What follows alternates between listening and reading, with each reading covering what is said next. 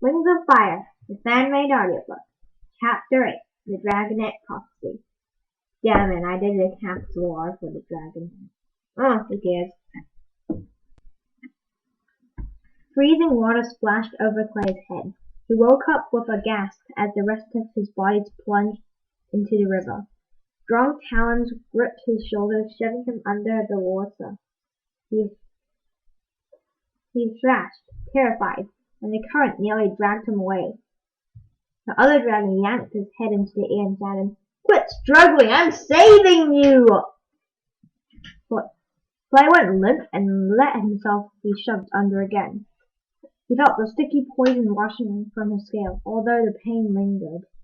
As his panic died down, memory clicked on. He lunged back to the surface. "Tsunami!" he yelled. He tried to wrap his wings around her, flapping and splashing in the dark. Her claws dug into the spines along his back. "Seriously, Clay, stop moving!" She whacked his tail back into the water with her own. "I don't know what this white stuff is, but it smells awful. I think it's trying to dissolve your scales. You stay in the water until it's all gone."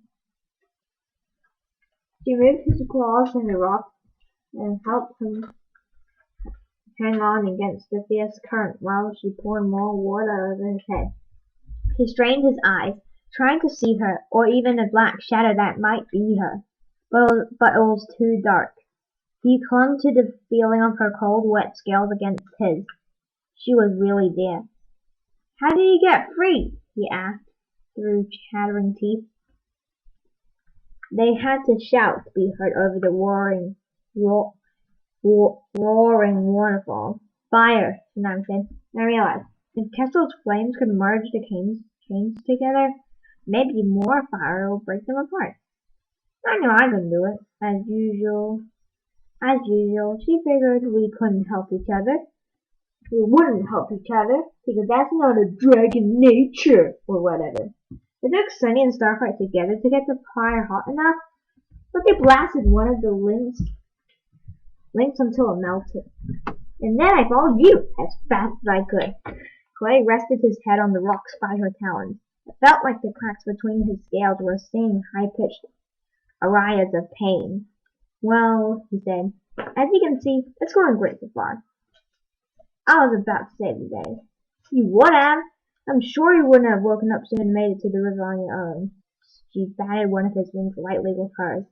Clay wasn't sure that was all. She wasn't about to add whining to the list of things wrong with him. Did you see glowworms?" he asked instead. "Kinda cool, right?" "Oh, I can beat that." A moment passed, and then Tsunami's stripe began to glow along her wings and tail. Then she even turned the world of light around her snout. Dimly, the cave took shape around them. Clay had never been so happy to see anything in his life. "Thanks," he said. "It's kinda unfair. You guys can see in the dark. It's the rest of us who actually need glowing scales. It's kinda unfair. You guys can see in the dark. It's the rest of us who actually need glowing scales." Tsunami ducked her head and Autumn bounced away. "Well, they're not meant to help us see," she said. Clay stretched his legs under the water. The goop on his scales was gone, but his sting was still here, battling and freezing numbness caused by the river. "Really? Then why do you glow?"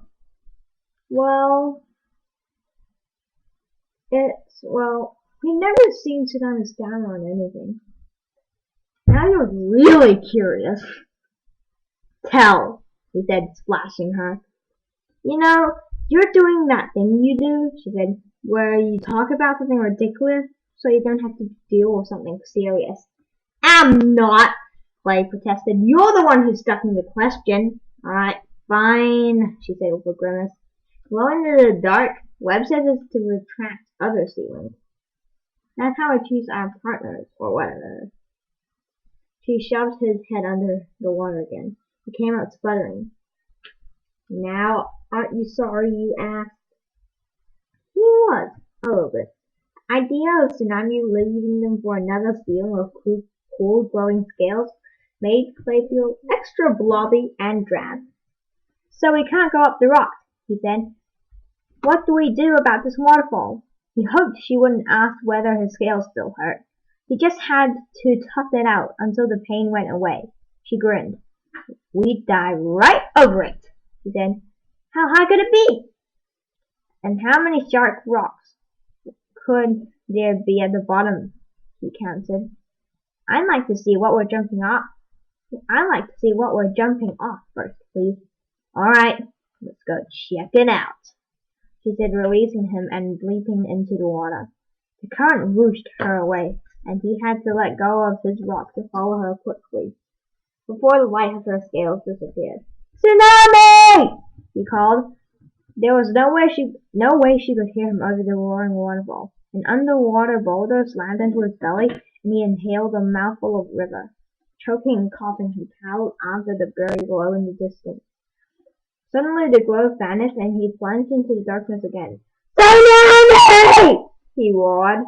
A heartbeat later, Clay felt the air suddenly yawn wide in front of him. Sudden instinct kicked in, and he lashed out his front talons and tail. One of his tails caught a jagged spur of rock, and he flung his front talons around just as the rest flew out into space, was dangling over the waterfall.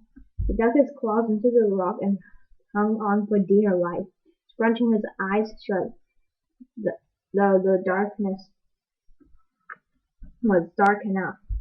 His poison-drilled skin screamed in agony as it stretched below his scales. He couldn't bear to think about how far Tsunami might have fallen. He could see the picture of her broken body somewhere far below him. Something whacked his foot. Watch out, Clay! Tsunami's voice teased. It's really dangerous. You might stub a claw! Clay opened his eyes. The waterfall crashed alongside him, cascading into a foamy pile of bubbles in a short distance below his dangling claws. Tsunami was flashing and somersaulting in the pool, flipping waves at him with her tail. Hang on tight, she said. Whatever you do, don't let go.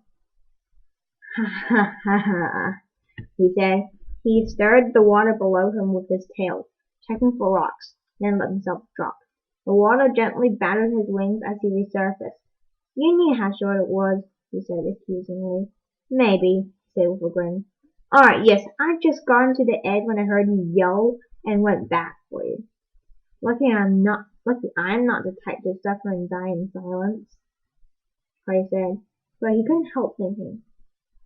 What would have happened if I hadn't cried out? What if we missed each other? Come on, the river keeps on going this way, Tsunami said, her webbed feet swooped through the water, shooting her in front of him. He followed through the pool into another narrow channel with rocky banks on the either side. But he cocked his head. His ears twitched. I think it can't be all the roaring then. Is there more up ahead? There were weird echoes in these caves. He couldn't tell if he was trying to roar up the small waterfall magnified or something else. Tsunami spread her wings and spun to a halt, gazing up at the ceiling. Did he hear that? Clay squinted into the darkness.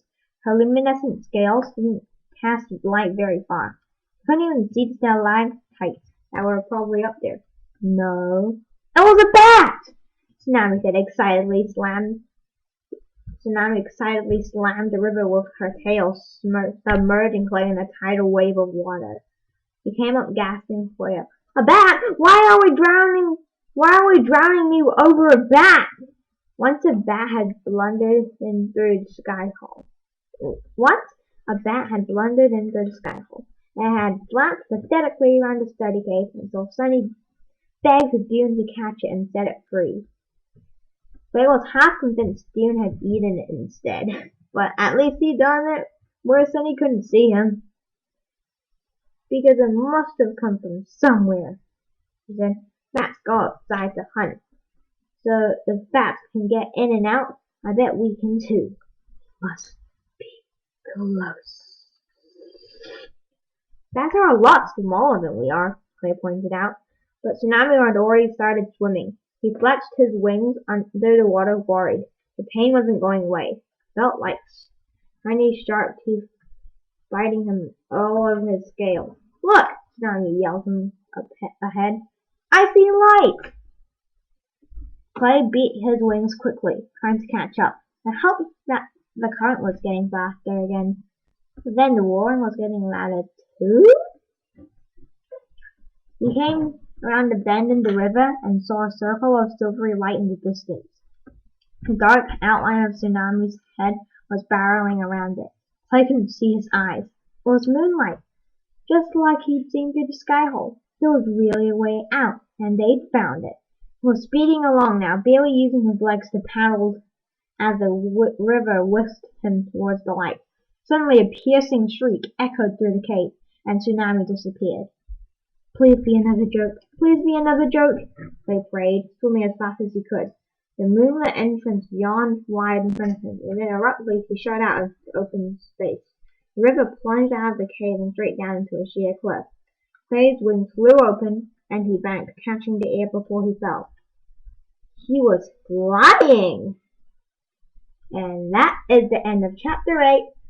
And see you guys in the next video. Please like and subscribe, and yeah, enjoy the man, I really ruined that line.